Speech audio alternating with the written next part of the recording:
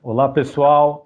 Vamos continuar aqui a nossa série, nossa sessão de assuntos sobre o nosso tema tão querido, que é o Transfer Pricing, e como ele tem se desenvolvido nos últimos meses, melhor dizendo, até nos últimos anos, né? Então, a gente tem nessa sessão o Leonardo Castro, que é um grande amigo, provavelmente vou chamá-lo de Léo, porque eu já trabalhei com ele, a gente já se conhece há um tempo e vou acabar soltando um Léo aí. Então, para recordar aqueles que não assistiram os outros vídeos ainda, a gente está falando sobre uma possível, né, ou provável alteração legal das regras brasileiras de transfer pricing, no sentido de estarem alinhados ao padrão internacional que a gente encontra basicamente no guidelines da OCDE. Então, Léo, para já prosseguirmos, poderia te apresentar para quem ainda não te conhece? Muito bem, claro. Primeiro agradecer ao Igor pelo convite, por esse evento fantástico. Eu sou advogado, tenho mais de 15 anos de experiência praticando direito, focado sempre na área de tributário, sobretudo na área de tributação internacional e planejamento tributário transnacional. Tenho parte acadêmica voltada para a tributação internacional, fiz meu mestrado em International Tax em Georgetown, nos Estados Unidos. Meu mestrado e meu doutorado, que eu estou concluindo na Universidade de São Paulo, é focado em direito tributário internacional.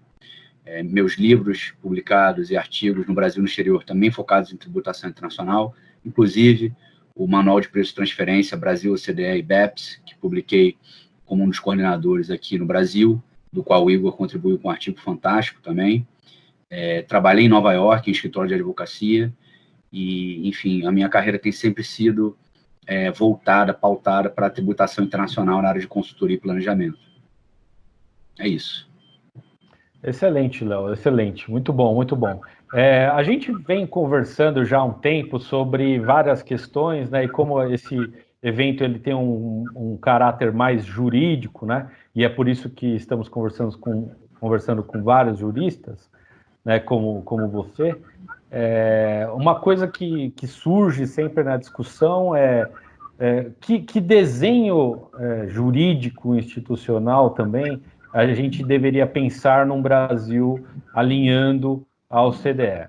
Né? E eu gosto muito da distinção que você faz de hard law, soft law. Isso acho que é interessante para quem está nos ouvindo conhecer um pouco dessa distinção e também da experiência de outros países. Legal. Eu acho que a gente pode fazer essa primeira diferenciação entre soft law e hard law, que é bem importante, né? Os guidelines de preço de transferência da OCDE são considerados soft law, né? E o que seria um soft law? O soft law, ele não é legalmente vinculante, ele não é uma norma veiculada por lei que é obrigatória ou proibitiva para fins do contribuinte. Então, o soft law, ele é calcado em estándares normativos, que o cumprimento é baseado em autonomia da vontade e na boa-fé, que é uma coisa típica dos acordos de tributação.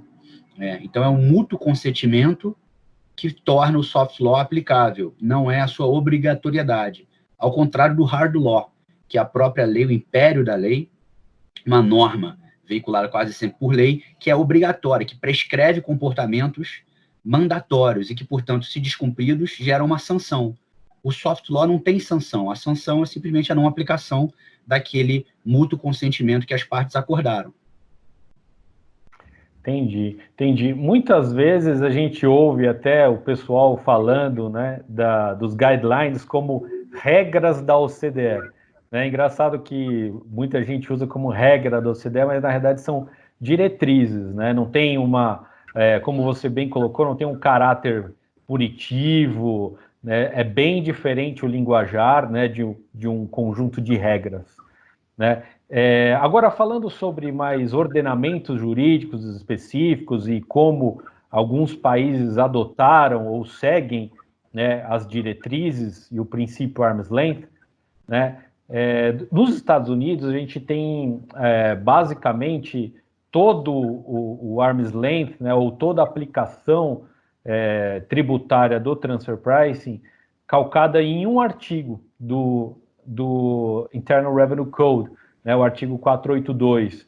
E aí toda a regulamentação ela vem pelos regulations, né? Tem outros países que seguiram uma outra linha que a lei tem mais conteúdo, né? Então, eu queria que você pudesse falar um pouco do que você imagina de um futuro aí, também pensando de como o Brasil é organizado no direito tributário, né? Claro. Como você disse, muita gente faz referência às regras da OCDE, do TP Guidelines, do Transfer Pricing Guidelines, porque, na verdade, se tornaram, na verdade, costume internacional, né? Então, apesar de ser soft law, aplicado de forma reiterada pelos membros da OCDE nas relações internacionais, acabam se tornando costume internacional. E costume é fonte de direito internacional, né? Então, tem que ser respeitado. Em relação à questão dos Estados Unidos e outros países, é importante a gente fazer uma segmentação aqui de 3 nichos, né? Os países membros da OCDE, eles adotam 3 possibilidades, os Transfer Pricing Guidelines. Alguns colocam referências expressas em sua legislação, outros, a referência vem em atos infralegais, né? Então, instruções normativas, decretos, circulares, portarias, e um terceiro tipo de país que adota a referência especificamente ou majoritariamente nos case laws, ou seja, nas decisões administrativas e judiciais. Então, por exemplo, a gente tem México, Noruega, Espanha e Reino Unido fazendo referências na legislação, na lei, em relação ao Transfer Pricing Guidelines.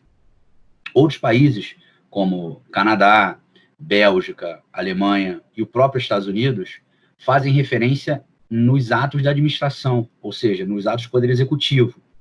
Então, atos infralegais.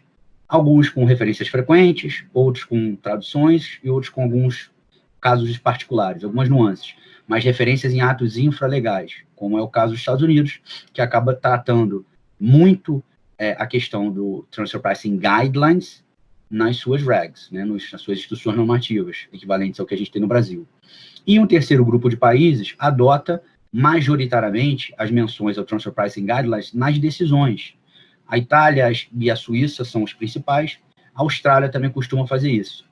Então, dependendo do país, a gente vai ter uma menção ao TP Guidelines diferente, na lei, no ato infralegal ou no case law, né? Isso é uma diferenciação bem importante. Quando a gente chega no Brasil, a pergunta é, e o Brasil? Como é que ele faria essa menção? Ou como ele deveria fazer com base no nosso ordenamento jurídico? Na verdade, o Brasil, como sabe, é um país de tradução de direito civil, né, ou tradução de civil law, melhor dizendo, né, tradução romano-germânica, e os países como Estados Unidos, que foi o seu exemplo, que é um excelente exemplo, é uma tradução anglo-saxã, é um sistema de common law. E esses sistemas, eles são bem distintos. O sistema de common law, ele prima, sobretudo, na construção do direito da norma individual e concreta, especificamente calcada em decisões judiciais, que acabam influenciando a norma geral e abstrata, a própria norma jurídica interpretada. E no direito romano-germânico, como é o nosso, o império da lei ele é mais forte. Então, as decisões administrativas, sobretudo judiciais, elas são mais restritas e devem observar parâmetros legais. Não significa que na common law não existam parâmetros legais, mas eles são mais flexíveis e mais interpretáveis, dando o poder do juiz um pouco maior do que é no caso brasileiro. Mesmo se tratando de civil law e common law, já o sistema já é diferente, né? A gente tem também a particularidade do próprio Brasil. Então, o sistema brasileiro, tributário, constitucional, a Constituição Federal, ela é muito prolixa, ela é muito vasta, ela regulamenta muita coisa. Enquanto outros países de civil law, por exemplo, como Bélgica e Holanda, têm uma Constituição e uma legislação um pouco mais enxuta. Então, essas particularidades também são importantes para a gente interpretar que no Brasil não deveria seguir, e não pode seguir o parâmetro americano, que é uma menção ao arm's length na legislação, e os regs, né, os atos infralegais, instruções normativas, tratando de forma vasta, com exemplos, com cálculos, do Transfer Pricing Guidelines. No Brasil, isso não funcionaria. Primeiro, porque a Constituição Federal, no artigo 146, estabelece a competência da lei complementar de tratar normas gerais em matéria tributária, como fato gerador, base de cálculo e contribuinte. Isso é feito pelo Código Tributário Nacional, que tem status de lei complementar, e trata, no artigo 43, de tributação da renda, que é o que se refere precisamente à tributação e às regras de preço de transferência.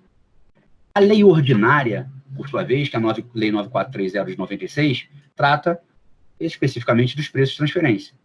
Então, as regras de preço de transferência no Brasil são tratadas por uma lei ordinária que estabelece um padrão que não é arm's length. São métodos pré-determinados, com margens fixas, e que, portanto, estão mais próximos do formulary apportionment.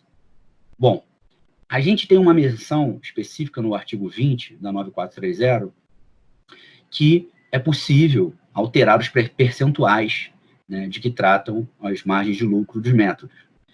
Essa menção, ela não é suficiente para você descaracterizar todo o padrão que o Brasil adota de preço de transferência. Ou seja, alterar percentuais não pode nunca ser interpretado como aplicar os métodos, ou aplicar os guidelines, melhor dizendo, da OCDE. Por quê? Porque são padrões, são estándares diferentes. E a lei brasileira estabeleceu os métodos prévios, pré-determinados e fixos. Então, ainda que eu tenha essa menção, não seria por meio de uma instrução normativa, por exemplo, que eu alteraria o próprio padrão que a legislação brasileira trouxe. Então, o que eu entendo é que o Brasil, para adotar os Transfer Pricing Guidelines da OCDE, deve fazer uma alteração na lei ordinária, na lei 9430, alterando o padrão brasileiro para um padrão arm's length. E essa menção expressa poderia, sim, desencadear a aplicação de uma instrução normativa modificada que aplicasse na prática e estabelecesse os critérios do TP Guidelines, mas só após uma modificação da lei. Nós temos também uma discussão que prima pelo procedimento amigável. A instrução normativa no Brasil, que trata do procedimento amigável, ela permite algumas aplicações que poderiam ser entendidas como arm's length, que poderia ser interpretado num procedimento amigável, o Brasil aplicar os Transfer Pricing Guidelines. E a pergunta é, isso é violação da lei brasileira, que não é arm's length e que não prima pelos TP Guidelines?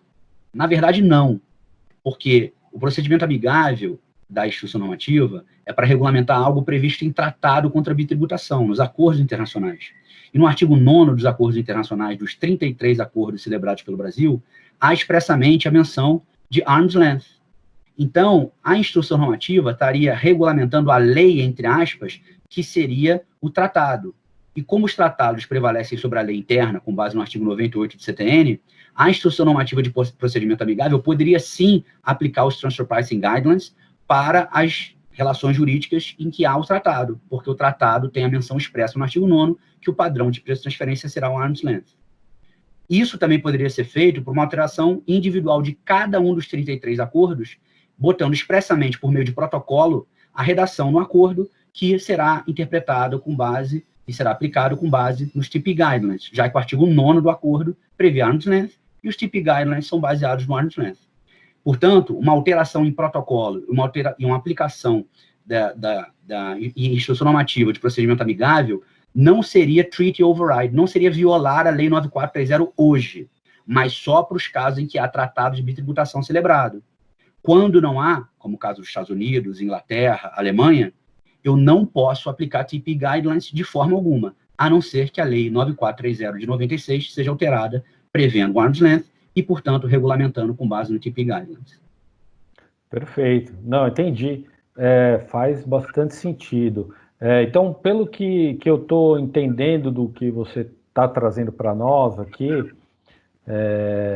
acho que tão, digamos, estrito quanto a versão americana, que só tem um artigo, não seria algo tão desejado ou nem possível, porque fica algo muito subjetivo, isso não combina com todo o ordenamento tributário brasileiro, né? E também a gente tem que tomar cuidado com uma lei também que dê muitos detalhes, porque senão também não acompanha é uma evolução natural do transfer pricing, porque é muito mais vivo do que o processo legislativo. E você também, eu achei legal que você também colocou uma distinção aí, país com tratado, país sem tratado. Então, eu acho que realmente para o futuro, até para deixar tudo mais claro, né, deveria ser uma lei que já, digamos, deixasse todos iguais, né, todos seguindo o mesmo padrão. Acho que isso faria muito mais sentido. Excelente. Léo, muito obrigado. Eu sei que a gente poderia falar isso durante muito tempo sobre esse assunto. Você tem bastante conteúdo, mas eu queria de novo agradecer a sua participação, ter aceitado o convite e dê as suas últimas palavras, mas eu já queria agradecer. Obrigado, queria agradecer pelo convite, de novo parabenizar pelo evento. As palavras finais são só que eu acho que o Brasil tem que, de fato, alterar a sua lei ordinária, 9430, mas que hoje não é impossível, portanto, é possível sim, aplicar o Transfer Pricing Guidelines para os casos dos 33 acordos de bitributação. Nas relações jurídicas que nós temos com países com o qual o Brasil celebrou acordo de bitributação, o procedimento amigável pode sim aplicar o Transfer Pricing Guidelines pela permissão do tratado do Arm's Length. E na dúvida entre arm's length do tratado e padrões fixos pré-determinados da lei interna, o artigo 98 do Código Tributário Nacional diz que o tratado prevalece. Portanto, não estaria violando o 9430 quando eu estou aplicando TIP Guidelines com base em acordo de tributação. Mas, como você disse, essa é a exceção. Temos que ter isso como regra, como uma nova norma, para que todos os países sejam igualmente tratados dessa forma e haja uma harmonização nas regras de peso de transferência global e o Brasil não siga como a jabuticaba que é. Perfeito. Obrigado, Léo, e vamos continuar aí no contato e observando o progresso dessa questão. Um abraço. Obrigado. Um abraço.